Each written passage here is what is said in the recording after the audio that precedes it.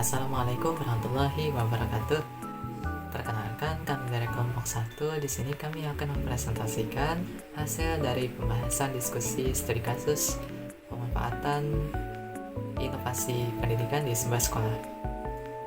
Dimulai dari perkenalan kelompok. Perkenalkan, nama saya Muhammad Rayhan. Nama saya Muhammad Busiri. Muhammad Zianur Rahman Pasha. Perkenalkan, nama saya Indra Rahman. Atau perkenalkan, saya Husna Nabila. Nama saya Siti Said. Perkenalkan, nama saya Firana Shwawidia Diva. Nah, jadi dalam kasus yang kami terima ini diketahui kalau pemerintah di sebuah daerah terpencil ingin sekolah-sekolah menjadi sekolah yang berbasis digital. Jadi pemerintah mengajukan sebuah inovasi yaitu berupa e-learning untuk diimplementasikan di 15 sekolah di daerah terpencil tersebut. Dan juga pemerintah telah memberikan dukungan yaitu berupa akses internet dan teknologi yang memadai. Namun di dalam prakteknya, meskipun pemerintah telah memberikan pelatihan sebelum mengimplementasikan, namun pelatihan ini diketahui hanya dilakukan satu kali saja, tidak berkelanjutan, sehingga para guru itu belum memiliki skill yang memadai atau mencukupi untuk menggunakan teknologi e-learning di sekolah-sekolah tersebut. Diketahui juga para guru merasa teknologi ini terlalu rumit dan juga mereka merasa takut akan digantikan dan terjadinya penurunan interaksi sosial antara guru dan siswanya. Jika kita lihat dari kacamata teori inovasi pendidikan milik Everett Rogers, bagaimana sih kok bisa inovasi ini gagal diterapkan di sekolah tersebut dan apa sih penyebabnya? Mari kita simak pembahasan selanjutnya. Melihat dari kasus yang sudah disebutkan tadi, terdapat beberapa masalah yang menyebabkan inovasi belum menjadi optimal, yaitu yang pertama, resistensi guru. Resistensi guru yaitu mayoritas guru menolak inovasi karena merasa lebih nyaman dengan metode tatap muka konvensional. Yang kedua, kesenjangan keterampilan, yaitu guru merasa tidak memiliki keterampilan teknis yang memadai untuk mengoperasikan sistem secara rutin. Yang ketiga, persepsi kerumitan, yaitu sistem dianggap terlalu rumit sehingga menghambat operasional harian sekolah. Yang keempat, yaitu konflik budaya. Terdapat kekhawatiran bahwa teknologi akan merusak kedekatan hubungan sosial dan interaksi langsung yang dijunjung tinggi oleh budaya setempat. Nah, hal inilah yang membuat inovasi belum berjalan secara optimal di sekolah tersebut. Lalu, bagaimana jika kasus tersebut dilihat menggunakan teori Everett Rogers? Mari kita bahas lebih lanjut. Dalam teori Rogers, terdapat 5 tahapan proses untuk inovasi dikatakan berhasil.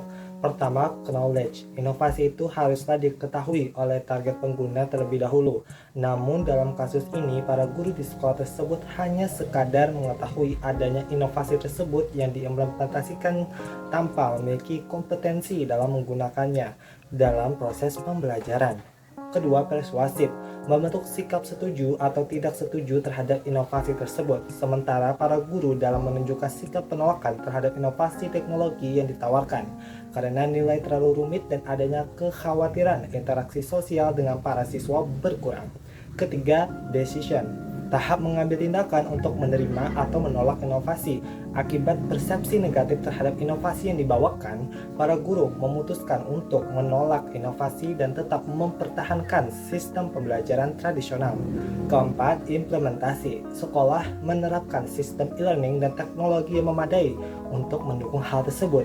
Di sisi lain, para guru tidak diberikan pendampingan dan buku panduan lebih lanjut dalam penerapannya, menimbulkan beban operasional tambahan untuk mereka. Kelima, konfirmasi. Inovasi yang telah diimplementasikan perlu memiliki penguatan agar terus dapat diberlanjutkan. Tetapi dalam kasus para guru ini tidak diberikan penguatan apapun sehingga inovasi tersebut ditinggalkan. Jadi, begitulah pandangan inovasi yang diterapkan di sekolah tersebut, dilihat menggunakan teori Everett Rogers. Lalu dari sudut pandang tersebut, karakteristik inovasi apa sih yang paling berpengaruh terhadap adopsi inovasi di sekolah tersebut? Nah, di sini saya hasil dari diskusi saya di sini saya ingin membahas tentang 5 tahapan proses tadi Menurut Everett Roger, dalam teorinya menyatakan inovasi juga harus memenuhi 5 karakteristik sebagai berikut. Yang pertama, relative advantage atau keunggulan relatif. Inovasi tentulah harus memiliki nilai yang lebih unggul dibandingkan sistem sebelumnya. Namun, para guru belum melihat manfaat nyata e-learning yang melampau metode tradisional, sehingga tidak ada urgensi untuk berubah. Yang kedua, compatibility atau kompatibilitas. Ini adalah faktor paling dominan e-learning dianggap bertentangan dengan nilai interaksi sosial langsung dan budaya belajar masyarakat setempat. Yang ketiga, ada complexity atau kerumitan. Inovasi akan mudah diadopsi jika tidak terlalu rumit dalam penerapannya. Nah, sebaliknya juga akan sulit jika tingkat kerumitan terlalu tinggi. Dalam kasus ini, tingkat kesulitan penggunaan sistem yang tinggi menjadi penghambat teknis utama, sehingga banyak guru di sekolah menerima beban operasional berlebih. Yang keempat, trialability atau kemampuan uji coba. Nah, inovasi dapat dicoba digunakan sebagai atau dialami secara langsung dalam skala kecil. Guru mengurangi risiko bagi pengguna, sementara dalam kasus kurangnya pelatihan berkelanjutan dan pendampingan membuat guru tidak memiliki kesempatan untuk membangun kepercayaan diri melalui uji coba. Yang kelima, observability atau kemampuan diamati. Manfaat yang diberikan inovasi haruslah dapat dilihat secara langsung. Tetapi selama 6 bulan penerapannya di sekolah tidak menunjukkan adanya bukti keberhasilan atau contoh nyata dari sekolah lain membuat guru ragu terhadap aktivitas inovasi ini. Nah, dari karakteristik di atas yang paling dominan mempengaruhi adalah compatibility dan kompleksitas. Mengapa? Karena penyataan para guru di sekolah itu sendiri bahwa inovasi e-learning dan teknologi di sekolah terlalu rumit untuk digunakan juga dianggap beresiko menghilangkan jaringan hubungan sosial yang kuat antara guru dan siswa. Sekian. Faktor-faktor yang mempengaruhi kegagalan. Faktor internal atau individu. Yang pertama ada perspektif negatif bahwa sistem terlalu rumit untuk penggunaan sehari-hari. Yang kedua, kecenderungan untuk bertahan pada kenyamanan metode konvensional. Yang ketiga, variasi tingkat literasi digital yang tidak merata di antara guru. Yang keempat, ada keyakinan bahwa hubungan sosial real time adalah inti dari pendidikan. Faktor eksternalnya, yang pertama ada budaya, yaitu masyarakat lebih menghargai interaksi langsung antara guru dan murid.